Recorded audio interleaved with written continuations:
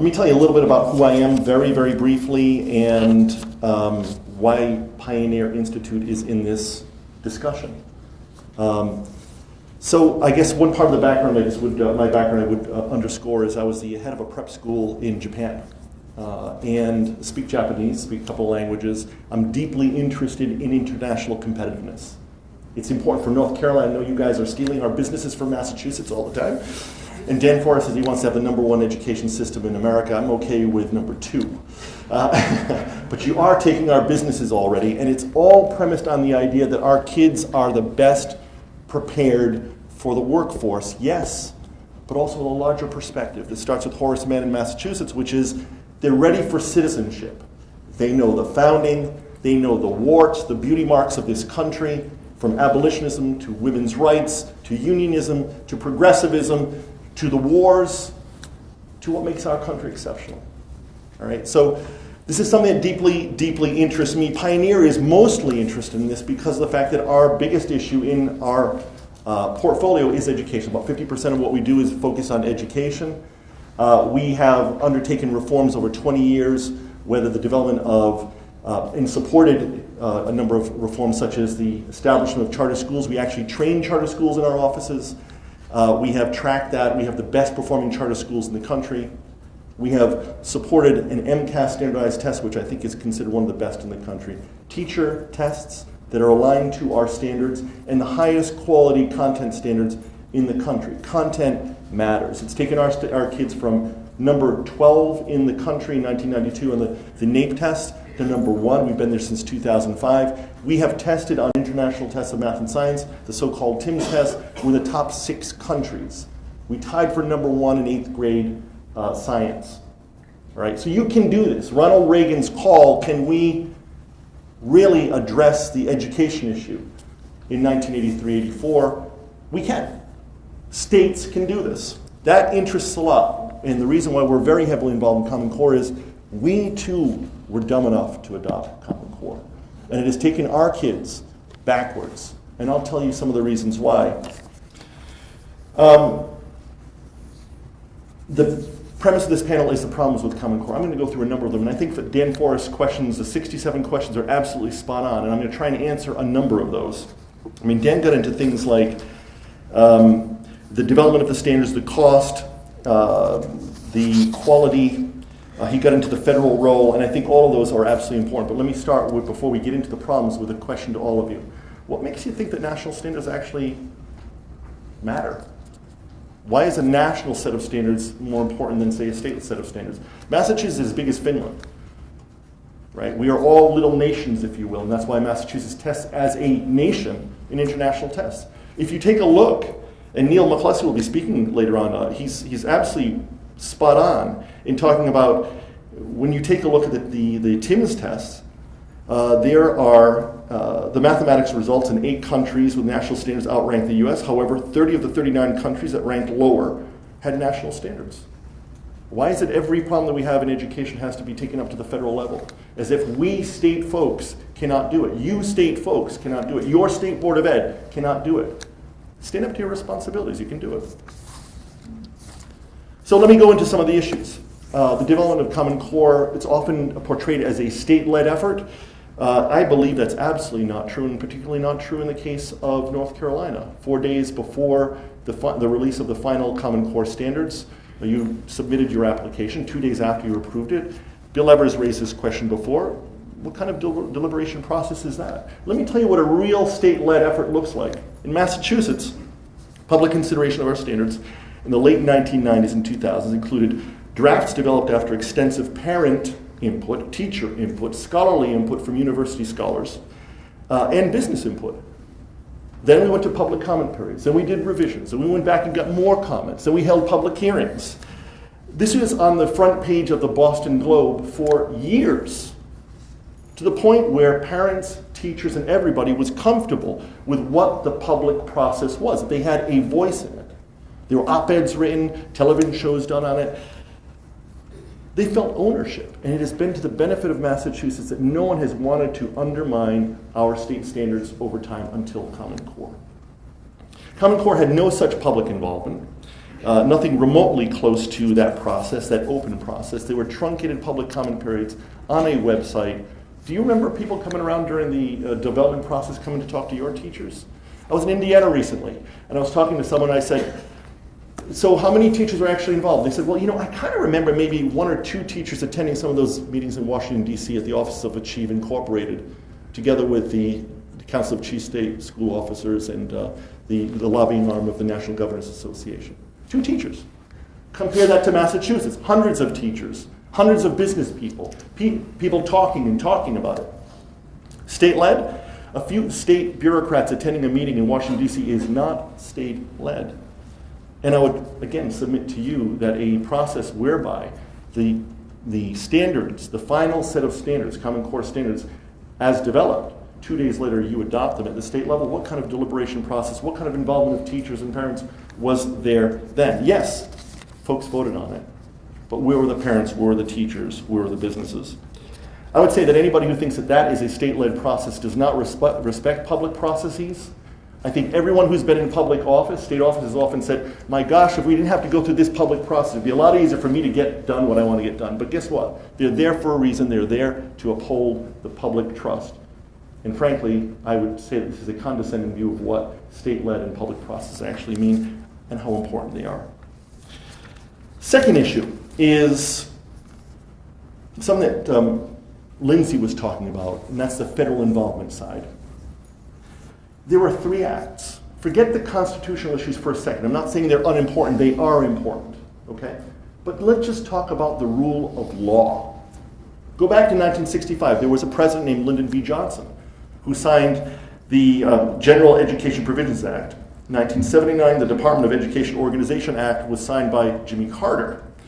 And then ESEA, which has most recently been re-articulated as No Child Left Behind in 2001. All 3 of them, quote, ban federal departments and agencies from directing, supervising, controlling elementary and secondary school curriculum, programs of instruction, and instructional materials. Well, we put out a piece of research on this. We've been doing lots of research on Common Core in terms of the quality, the legality, and the cost. We hired the 2 highest ranking legal officials from the United States Department of Education, a gentleman named Kent Talbert and Robert Eitel, the general counsel, former deputy general counsel for the Department of Education, to dig into the legality. If that's what the laws say, and if that's what the laws say that were signed by Lyndon B. Johnson and Jimmy Carter, and yet we're hearing folks like friends, people I agree with on many issues, like Jeb Bush, say to us, don't worry about this. This is not overweening government growth. Well, if that's what the law says, are they actually abiding by the law? And Talbert and Eitel said, no. These are not fly-by-night lawyers. You've heard a little bit about the federal government hurting states through grants. Okay? There's nothing wrong with a federal grant. But they're attaching all kinds of conditions that actually contravene federal statutes. That's remarkable. Not only that, No Child Left Behind waivers. Waivers can be granted by any secretary. It happens all the time. But again, they have to be within the context of what has been approved by Congress. They cannot explicitly trespass those laws. Then you add to it $300 million for the consortia that are developing the tests. Folks, look at the application from the testing consortia. They explicitly state that they are developing curricular materials and instructional practice guides. Your teachers, for them, are robots, and they will abide.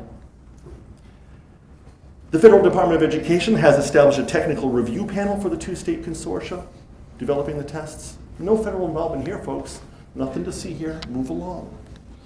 And of course, Arne Duncan, who I think in some ways has done a couple of good things. Early on, he was for promotion of charter schools and used the bully pulpit appropriately to say charter schools actually are a good thing. States should possibly think about adopting them. There were no monies attached in 2009 to that effort. I thought that was good.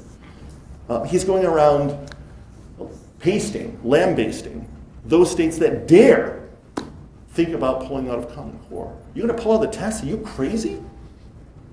That's not federal involvement, folks. No. George Will, citing Pioneer's work, wrote this on the legal dimensions of Common Core. And I thought the words were very powerful. He said, as government becomes bigger, it becomes more lawless. As the regulatory state's micromanagement of society metastasizes, inconvenient laws are construed by those the laws are supposed to restrain as porous and permissive, enabling the executive branch to render them nullities. It's a real issue. Take it seriously. Third issue that Lieutenant Governor raised in his questions is the cost. Okay, I'm going to say something nice about Obamacare. Obamacare, whether you like it or not, was passed by Congress. There were, by CBO and others, cost projections that were put out there. Okay? We may find that we may consider those cost estimates to be kind of fallacious because they were cooked in different ways. Okay, all of that. Common Core was never adopted by Congress, and it may surprise you, no cost estimate was ever done. Pioneer Institute, little old Pioneer Institute, was the first organization to put out a cost estimate for the entire country, breaking it down state by state on the basis of empirical evidence. It's remarkable. 50 million kids, hundreds, thousands of districts will be affected, and no cost estimate. This is how the United States of America, circa 2013, does policy. The numbers are these: at least $16 billion in cost to implement in terms of assessments, professional development, textbooks, and technology. Okay? For North Carolina, you received a $400 million race to the top grant, some of which is for Common Core implementation, not all of it. As we heard before, some is going to LEAs, some is going to other purposes. In Massachusetts, we received $250 million. About $80 million of it was for Common Core. So I'm going to just guess. Maybe it's about a third of what you guys got. Maybe about $150 million, maybe $200 million. Our analysis shows that in terms of technology, you'll be spending $240 million. In terms of texts and materials, $85 million. And in terms of professional development, $200 million. It's $525 million. So you're going to be footing that bill for probably about $300 million. So $300 million you could be spending on other things. Huge distraction from the real work. That's what Common Core is as well. And I would say to you this: the Lieutenant Governor is absolutely right. Given the rural nature of so many of your districts, the cost of providing broadband at the level you need to provide it is going to be far beyond this. In Florida, a huge supporter, because of Jeb Bush's influence there and the previous superintendent, Tony Bennett, who was there, they kept saying, don't worry, the costs won't be high. And then they went back to the legislature and said, well, we might need $400 million, guys. Our estimates are by far, and I mean not in the political sense, they're the most conservative estimates you could come up with. And we're seeing California dumping a lot of money into this from a tax increase. Again, Lieutenant Governor Forrest is right that we all have to look ourselves in the face and believe that we have to invest appropriately in education. Appropriately, let's not go wild here. But are we going to waste our money on this sort of stuff? I really find that remarkable. And it will fall to you, the state, and localities to pay for it. Don't think the Fed's going to come running in with help. 90% of all education funding, remember, comes from you, state and local. Fourth issue, and you're going to hear a lot about this from the expert panel that's following. I'm just going to set the table for them. They're the true experts. Equality. Why are we doing this? Why are we willing to put at risk rule of law? Why are we willing to accept unfunded mandates? Why are we willing to say we don't need a public process? Trust Washington. The argument has been, well, golly, you know, these are really great standards. Well, let me tell you something. They absolutely are not. And Sandra Stotsky is going to be talking later on. She is an absolute expert in terms of English language arts and brings a lot to the math side as well. She developed Massachusetts' highest in the country standards, working with many, many stakeholders. Is extremely serious about this. Is what she said about the ELA standards. They're neither research-based nor internationally benchmarked. Common Core's ELA standards fall far below what other English-speaking nations or regions require of college-intending high school graduates. She was on the validation committee for Common Core. She stepped off of it. They put her on because they thought highly enough of her that she would be able to bring expertise to it. She also, think about this, ideologically, if she sat in the validation committee, she's saying, if there are really high standards, you know, I might be able to hold my nose and accept this. She stepped off in disgust. There is absolutely no evidence that the approach taken by Common Core, which is to emphasize non-literary text, is the right way to go. And in fact, in Massachusetts, I think the empirical evidence is quite the contrary. We focus on high quality literature, and yes, non-literary texts during high school, but we focus on high quality literature because it is the fastest way to bring a deep, broad vocabulary to kids and a nuance of understanding about the human condition that allows them to understand meaning and use meaning. It's the fastest way to get them to write at a high quality level. That's what businesses want. I have a daughter who's in 5th grade. I've seen what Common Core has already done to her reading texts. We're getting lots of little extracts about frogs. We're getting lots of little extracts of nonfiction texts that the kids don't lock into. They're not that interested. Kids are built on the need for narrative. They need to understand the trajectory of a story. And it is a shame and something I fight at the local level as well as talking with you folks. Common Core on the math side is probably just as bad. If you take a look at Massachusetts, we aim to have kids studying Algebra 1 in 8th grade. That pushes it back a couple of different grades.